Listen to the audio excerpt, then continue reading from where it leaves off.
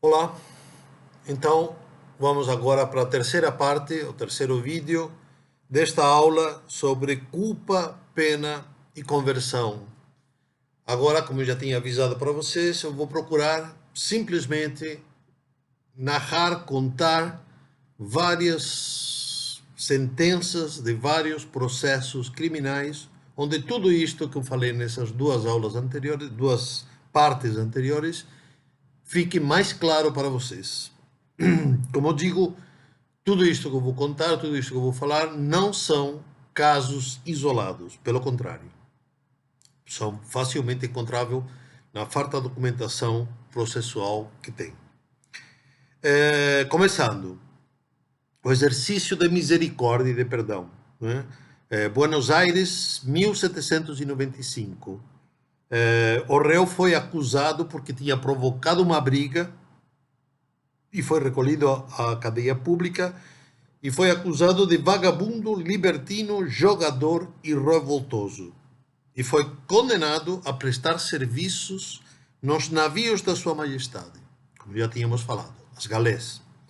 Contudo, a sua mãe, que informa, estava numa situação extrema, tinha mais duas filhas e tinha um marido que não estava bem da cabeça, literal, do próprio processo, pedia ao juiz, ao alcaide, que modificasse a pena, né? E que, em lugar de condená-lo a servir nos navios, o condenasse a servir como ferreiro, com um mestre ferreiro que tinha na cidade, para que dessa forma pudesse sustentar a sua mãe e as duas filhas e o seu pai, que não tinha juízo algum. Era assim que estava no processo.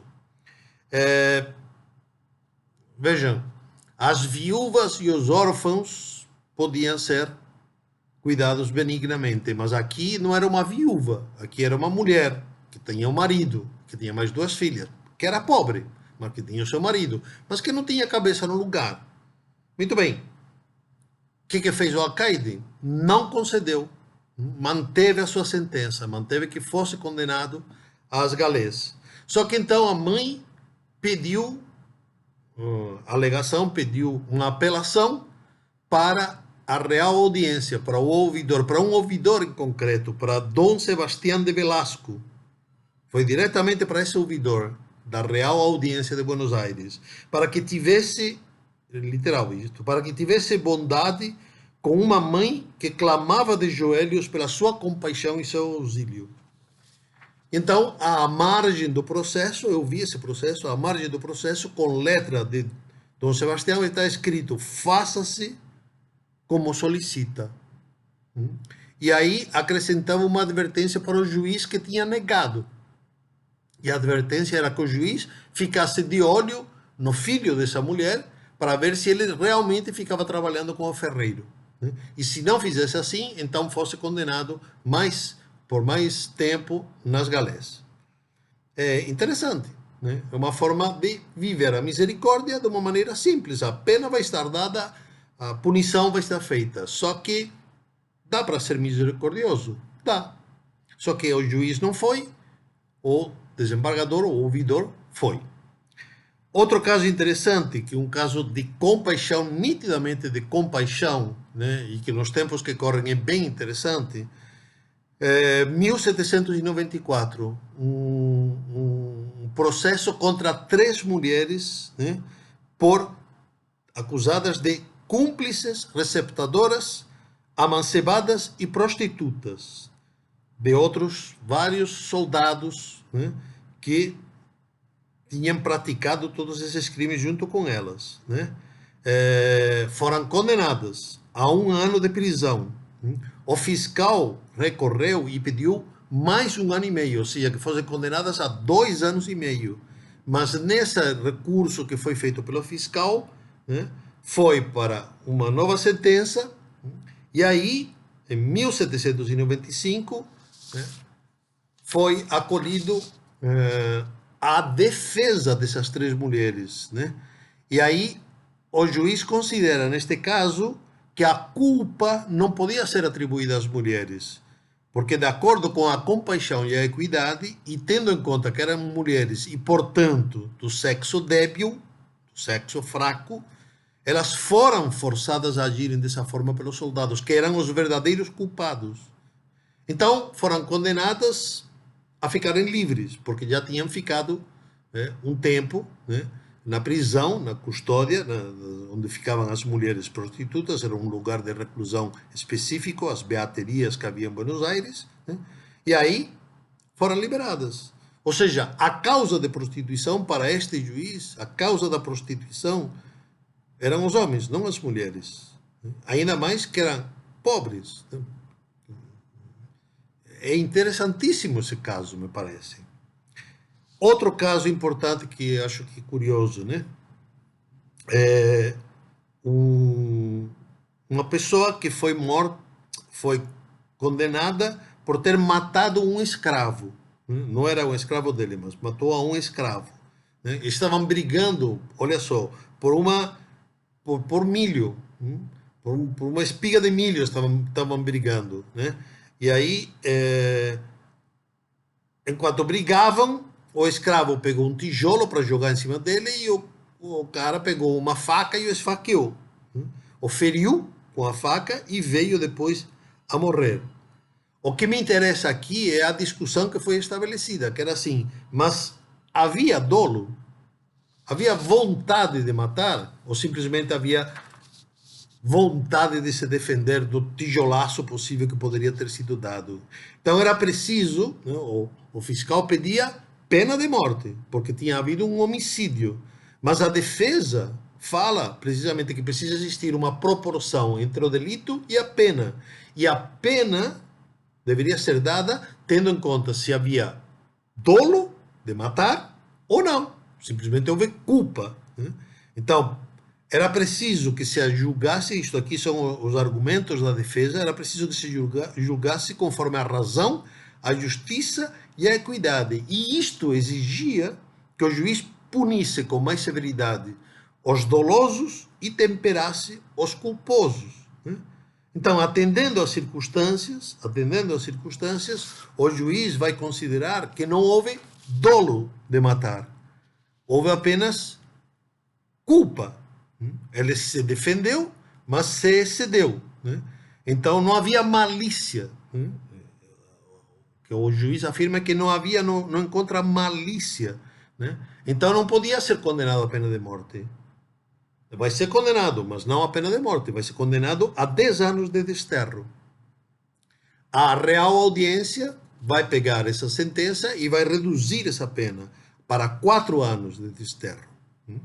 Então, vejam, o que me interessa aqui, né, não é se for condenado a 10, se for condenado a 4, mas o que me interessa é ver como toda a discussão sobre dolo, culpa, voluntariedade, proporção, circunstâncias atenuantes, tudo isso era realmente discutido no processo e vai fazer com que o juiz tenha uma margem. Neste caso, a margem do juiz foi ampla. Ele condenou para um desterro de 10 anos. A audiência diminuiu para 4 anos. Isto é o que me parece que é interessante do que eu estou chamando de cultura, né, cosmovisão de uma cultura judicial. Ou seja, não havia apenas uma pluralidade de ordenamentos, não havia apenas uma pluralidade de leis, havia também uma pluralidade de decisões. Né? E, olhando com nossos olhos, a gente então passa a considerar que a pena de desterro de 10 anos estava errada e a pena de desterro de 4 anos estava certa. Mas não era assim. A pena de desterro de 10 anos era prudente, excessivamente prudente, mas estava certa. E a pena de desterro de 4 anos era prudente, mais benigna, também estava certa. Vigorou a pena dada pela Real Audiência, né? Que era assim que o sistema estava feito. Mas me interessa mostrar que o que há em tudo isto é uma valoração subjetiva. Né? A prudência é de cada um. A prudência do juiz é a prudência do juiz. A prudência de cada ouvidor é a prudência de cada ouvidor. E é sempre uma valoração e uma apreciação subjetiva das circunstâncias. Né? Crimes, por exemplo, agora crimes de natureza sexual. Né? onde, em geral, se passa a falar de que a historiografia dominante começa a falar que era sempre a favor do homem e em contra da mulher. Nem sempre era assim, né? Vejam este caso, me parece que é um caso interessante. Um índio, Lucas Juan, que estava amancebado com uma índia sebastiana, isto é, no México, em Culiacán, né? Em 1695. Foram os dois alcaides na casa da Índia e encontraram ambos na cama. Não foram punidos, o índio foi mandado para sua casa. Depois, novamente, foram por uma denúncia na casa da Índia e estavam novamente na cama. Então, nesse caso, as coisas mudaram de cor. Por quê? Porque, além disso, já havia uma informação de que o problema não era que o índio dormia com a Índia, mas que o índio dormia com a filha da Índia. Também tinha relações com a filha da Índia, e esta filha era casada. A Sebastiana, a mãe dessa garota, dessa índia, não era casada. Mas a garota sim. Aí então a coisa muda de cor.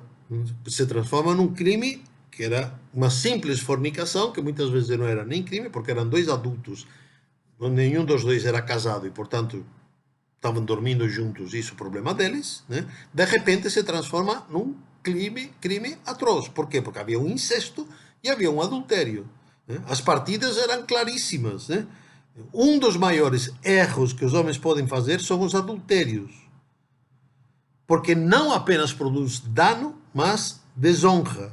E o adultério é propriamente o ato de jacer, de dormir com uma mulher casada com outro. Então, as partidas reconhecem que o adultério é dos piores crimes que há. E o incesto é mais grave ainda. Muito grande pecado que fazem os homens deitando com suas parentas ou com suas cunhadas. Em latim se chama de incestos, né? Então, esses crimes tinham punição gravíssima. Podia dar desterro, podia dar até pena de morte, né? No caso, o Juan se defendeu dizendo que sim, de fato, ele tinha tido relações com a filha da Sebastiana, mas isso era 3 anos atrás, né? E que agora ele tinha um interesse sincero em casar com a Sebastiana, que era solteira. Só que aí o problema era que a Sebastiana não queria, não se sentia à vontade de casar com o índio, porque tinha ficado sabendo que o índio tinha tido relações sexuais com a sua própria filha, né? E o índio Juan insistia, o Lucas Juan insistia no seguinte, que ele queria casar com a Sebastiana, principalmente porque não tinha, isto está no processo, não tinha quem lhe fizesse uma omelete, uma tortilha mexicana, um taco, um nacho, né? Então, a Sebastiana diz que, de fato, pensou em casar, mas que não se sentia à vontade porque conhecia o Lucas Juan desde pequeno e tinha acabado sabendo, não fazia muito tempo, de que ele tinha tido relações com a sua filha, né? Portanto, na verdade, não queria casar. Então, a defesa do Lucas Juan foi o seguinte: dizer que o índio que estava em discussão, a pena, o delito que estava em discussão, não eram as relações sexuais que tinha tido com a filha da Sebastiana 3 anos atrás. O que estava em discussão eram as relações sexuais que estava tendo naquele momento com a Sebastiana, que ele tinha dito a verdade, ele não tinha enganado, né?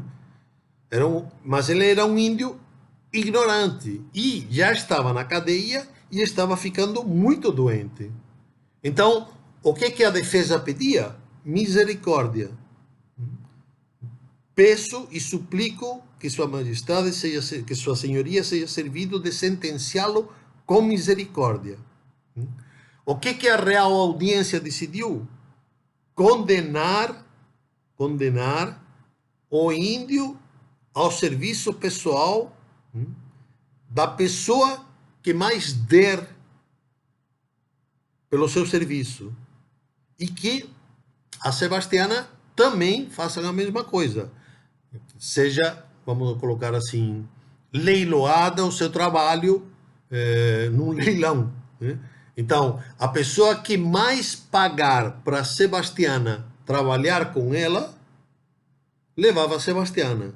E a pessoa que mais pagasse para pegar o índio para trabalhar com ele, levava o índio. Né? Por um ano. Ambos por um ano, mas não podiam estar perto e não podiam se comunicar. Então, vejam, estamos falando de umas relações sexuais, agravadas com toda a parafernália de que havia a filha dessa mulher por meio, mas não naquele momento, mas anos atrás. Então, a questão era delicada. Né? Foi resolvida dessa forma, parece-me, com uma certa misericórdia. Outra questão, outro processo que me parece também chamativo, um caso de morte, onde vai se discutir o dolo e a culpa, a intenção ou não de matar. Né? É um índio, Miguel de la Cruz, que denuncia 3 outros índios, né? Ou melhor, uma mulata, Melchora, um índio chamado Juan e um mestiço chamado Luís. O que eles fizeram? Eles invadiram a casa e mexeram com a esposa dele, né, a Magdalena, né, e a Melchora, vamos dizer assim, golpeou, né, bateu na esposa dele, na Magdalena, e a jogou no chão e bateu, a cabeça bateu no chão, e desde então a sua esposa está com convulsões, etc. Né? Sudores e espasmos. Né? Os dois, o índio e o mestiço, fugiram, mas a Melchora não fugiu e foi presa.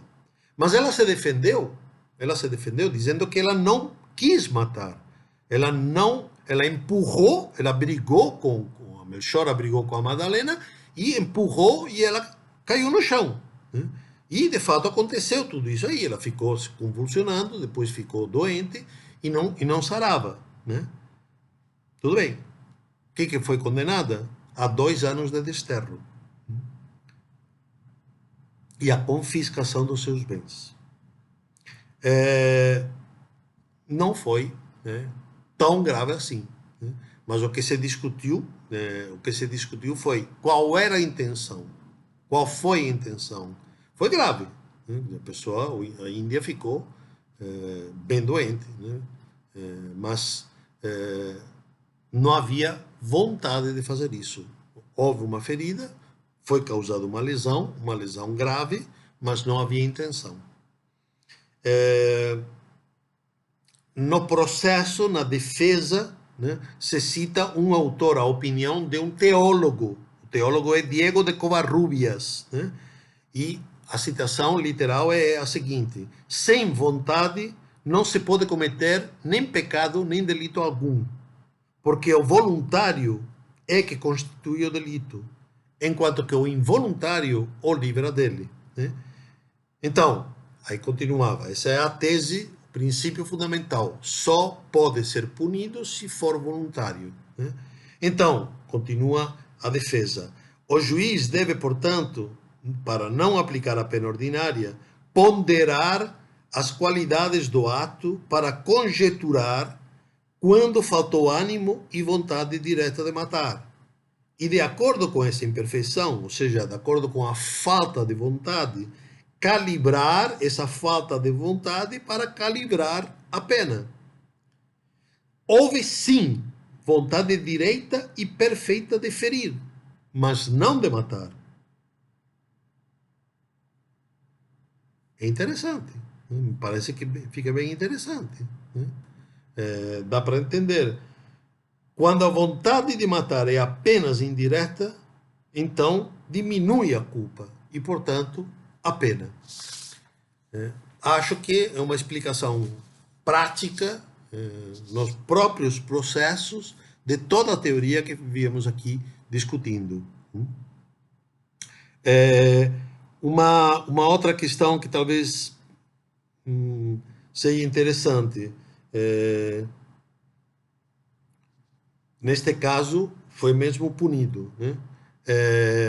Um crime de homicídio, onde um índio, Jacinto Manzano, decidiu matar a sua esposa, outra índia, que além disso estava grávida. Isso aconteceu em 1657. Né?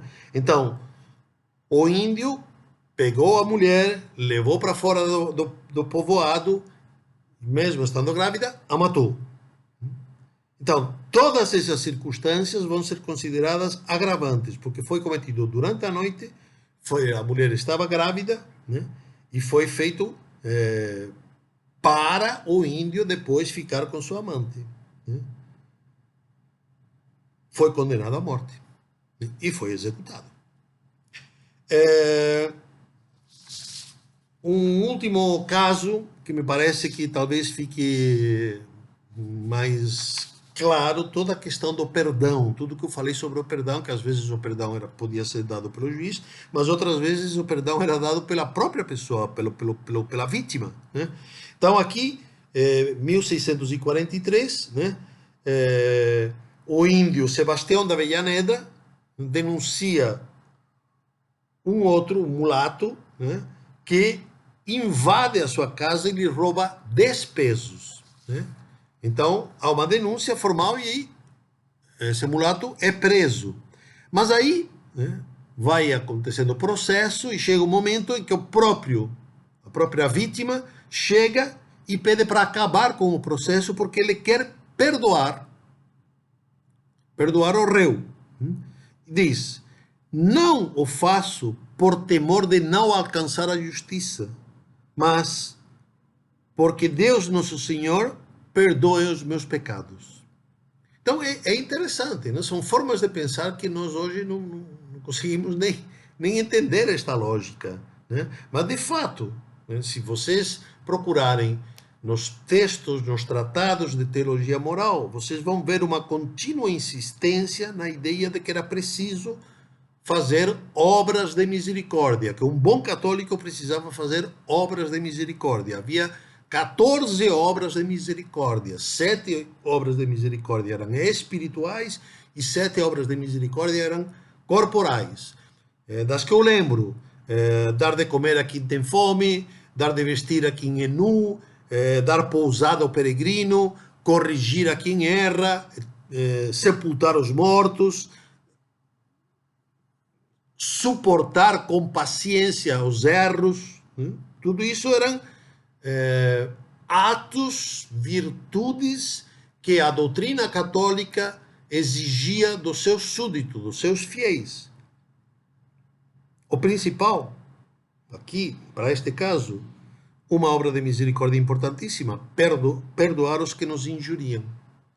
Por quê? Porque essa obra de misericórdia acabará forçando Deus a perdoar-nos. Por quê? Porque é isso que a gente reza no Pai Nosso.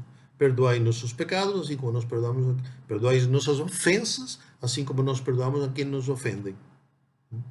Então, isso todo mundo sabia. Não precisava a pessoa ser letrada para entender que havia uma lei, uma previsão que se podia perdoar. Não, era praxe corriqueira do ensinamento da Igreja Católica para todos os fiéis, que era preciso perdoar as ofensas, perdoar as dívidas, porque assim Deus nos perdoaria na hora da confissão e na hora do juízo final. Então, como eu já digo, eu aqui mais ou menos citei uns 7 ou 8 processos, né? Há muitos, mas muitos mais, né? E todos têm esse viés que é um viés ao qual a gente não está acostumado. É um viés de misericórdia, é um viés de perdão, é um viés de benignidade, é um viés onde se pede e se procura fazer com que o réu, com que o pecador, com que o criminoso se converta do seu pecado, se arrependa do seu crime, né? E volte à sua vida normal, volte ao seio da igreja, volte ao seio da sociedade.